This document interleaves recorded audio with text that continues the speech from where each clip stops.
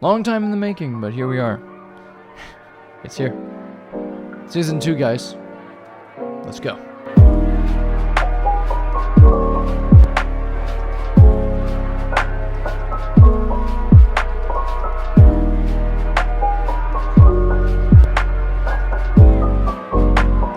Hey everybody, and welcome to Worst to Best Season 2. Yes, I know, it's finally here. It's here, finally. It took me long enough.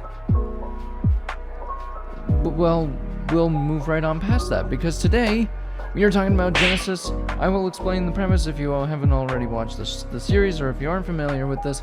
I take an entire band's discography, and I rank their discography from worst to best, based on my opinions. I have some points.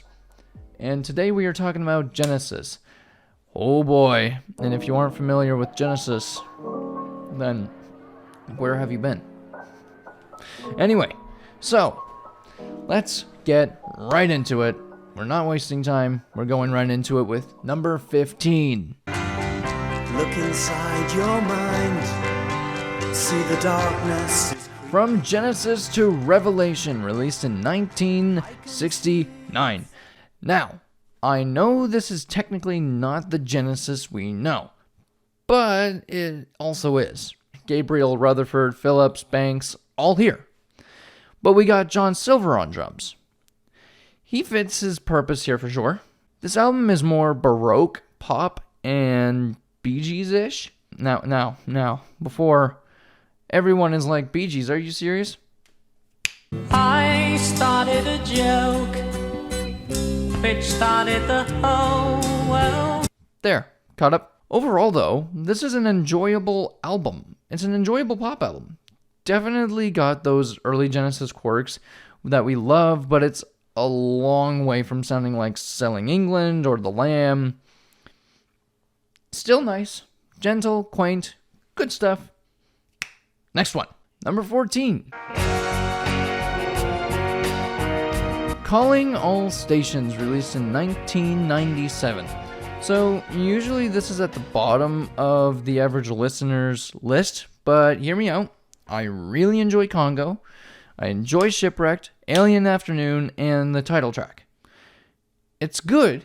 It's Genesis-esque enough that it sounds like them, plus Ray Wilson is a fantastic singer. I will say that it doesn't do everything for me, though. Small Talk is just not the song for me. However, I'll take the songs I do like over the ones I don't. There are more saving graces on this album than bad moments, so I have to put it slightly higher on the list. Alright, number 13. Just as I thought it was going all right, I found out I'm wrong when I thought it was right. So was the same. Genesis, released in 1983. This is an interesting one to talk about because it's my least favorite album by the band in terms of a cohesive album, but the songs found on it keep it from falling down the list. I don't mind Mama, it's a good pop track. That's All is a classic. You know who you are. You do. Home by the Sea, Sweet is really good, but it's a better live track in my honest opinion. I love it, it's gonna get better. Silver Rainbow is nice, but then Illegal Alien, Taking It All Too Hard, Just a Job to Do, not my favorite songs by the band. But again, I have to say the positives outweigh the negatives damn near 3-1. So, number 12.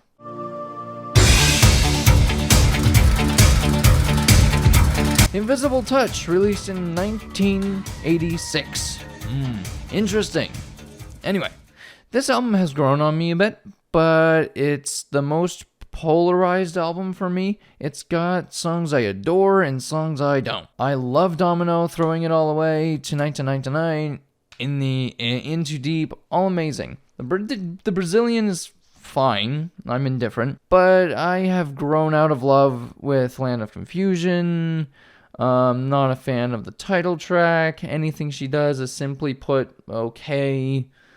Overall, though, I think it's a pretty split line, but I have to say for me, this is the most divided album, but the songs I love here, I adore more than most of the songs on the previous albums I've listed so far. So, number 11.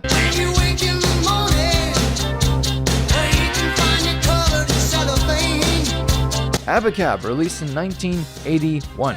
Okay, from 1981 to 1990, this is definitely the peak in that era. So many songs I love. Where do I even start? Okay, Dodo Lurker is an obvious track for me. Keep It Dark is really good. I love the title track. After the amazing title track, you get two more amazing songs, Me and Sarah Jane and No Reply at All. Holy shit. And then Man on the Corner. Beautiful. Again, however, this album holds my least favorite track by the band. Yes, I know it's a joke song, but not meant to be taken seriously, but even then. Whodunit? Enough said. Also, not the biggest fan of another record, but it's okay. Great album with one or two songs I do not need to hear again. Number 10. Well, the key to my survival. We Cant Dance, released in 1991. Ah, yes. The album of the 90s that some forget or don't particularly enjoy, but I do. One last hurrah before Phil left, and opens and closes with amazing tracks. No Son of Mine and Fading Lights. How about the songs in between? The only song I have a problem with is I Can't Dance, can't get behind the blues rock here, doesn't fit the band's sound at all. But other than that, I'm thumbs up on pretty much all the other songs. Driving the Last Spike is nice, Never a Time is also really nice. Same with Living Forever, The Way of the World, Dreaming While You Sleep. But the bangers are as follows. No Son of Mine, Jesus He Knows Me, Tell Me Why, Hold On My Heart, Since I Lost You, great ballad. And of course, the masterpiece, Fading Lights. Well, I think Fading Lights is just the way Genesis should have ended and gone out with their discography. But, oh well, we got Calling All Stations. Next, number 9. Wind and Wuthering, released in 1976. Oh, it hurts! Oh, this hurts. Oh, it hurts a lot. Oh, it hurts, but I have to. It's my truth, okay? Yes, it's gone down. Why? Simply put, I think a lot of other albums clicked, and just this, and left this poor guy hanging. Poor thing. Poor thing. I think Your Own Special Way is nice and gentle, but nothing special. See what I did there? That's it. That's the only complaint. All the other songs are great, okay? Can we move on? This one's hurting me. Number 8.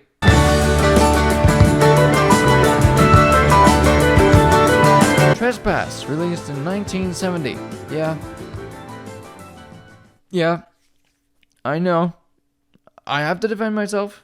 This album is great. You get so many classics here. Someone's Looking for Someone, Stagnation, Visions of Angels, Dusk, The Knife. But I think The Knife is better live.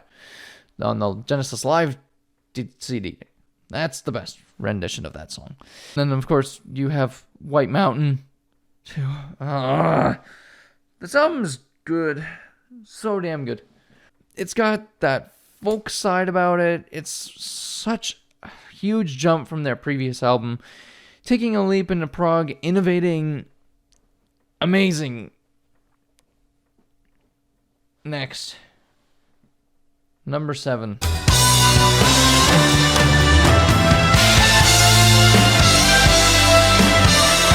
And then there were 3, released in 1978. Some of you will kill me. Some of you will defend, but I think this album is the perfect example of their progression from pure prog to prog pop, to then which would become pop with prog moments or songs here and there. This was the in-between, but more accessible, but not wiping their identity clean. Tony and Mike have a lot of credit on this album, and you can hear it. All the songs on this album are great, but if I had to pick my favorite, either Deep in the Motherlode or Down and Out, those are great. Both examples, perfect examples of prog being a huge part of their sound on this album. Beautiful album. Moving on to number 6.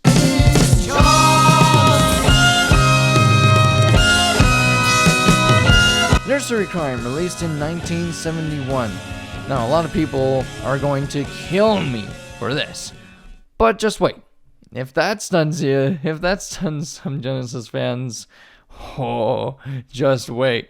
I don't have any issues with this album. There's no issues. With this album, it's probably my least favorite of all the Hackett, Collins, Banks, Rutherford run albums. But not because it has bad songs or anything. I just feel like they developed the sound better on later albums. Great album. Next, number 5.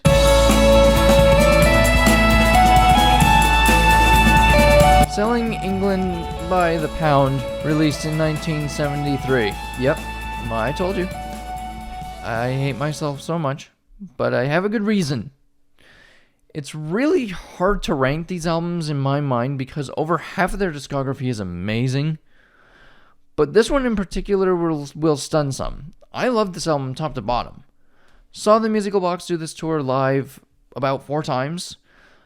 Let's just leave it at this because I won't have an explanation until later. Number 4.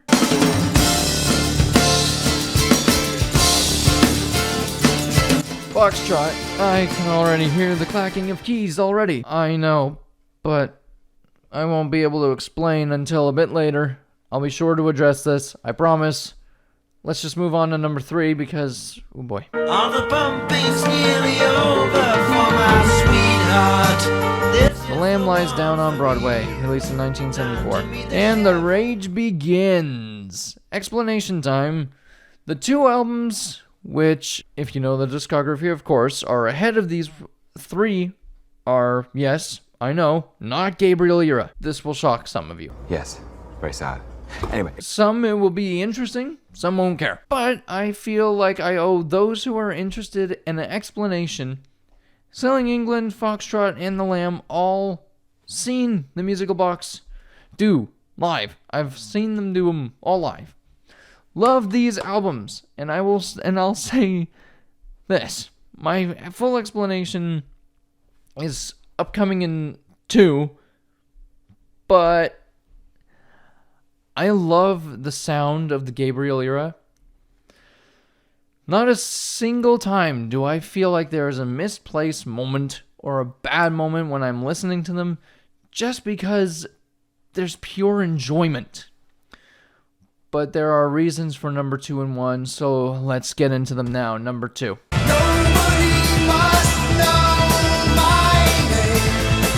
Duke, released in 1980. I love this album for so many reasons. I listened to this album a lot in my childhood. I love this album so much. I have so much sentimental value with this album.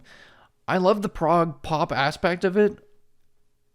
The use of the drum tracks on songs like Duchess, those large, big drums. I love those big, it's a big keyboard-oriented album. It's almost all keyboards. It's such a Tony Banks album, which is why I understand why Tony Banks says that this is his favorite record. I get it, because it is such a Banks record, and it is so full of Banks. It is so good. But so is number 1. The Trick of the Tail, released in 1976. Alright, man, Genesis got busy in 76. Releasing a 9 out of 10 album and a 10 out of 10. God, this album is a 10. Every song here is emotional, tells a fantastic story, a total Banks album, and you feel it so damn much on this album. His songwriting mixed with the sensibility of Mike, the pop of Phil, and the pure prog of Steve as well, just makes for the perfect Genesis album. Dance on a Volcano, Entangled, Squonk, Madman Moon, Robbery, Assault, and Battery. You serious? Keeps going. Ripples, gorgeous. A Trick of the Tail, innocent sounding. It's a curious sounding track. And then, of course, Los Zendos. Back-to-back perfection, need I say more? All of these songs are classics. How do you get better than that?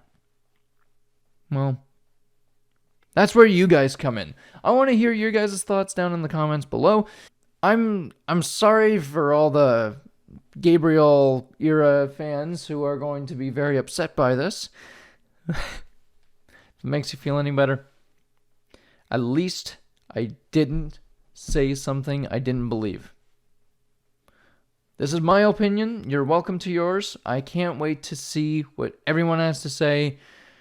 This was a fun one. I'm so thankful. Thank you guys so much for watching. Welcome back. Give it a big round of applause, everybody. We got Worst to Best Season 2 finally in the workings, and we are down for it. We are finally done Season 1. We are on to Season 2. Next one will shock you. Alright. Thank you guys so much for watching. If you enjoyed this, please leave a like, share, and subscribe. And as always, guys, peace.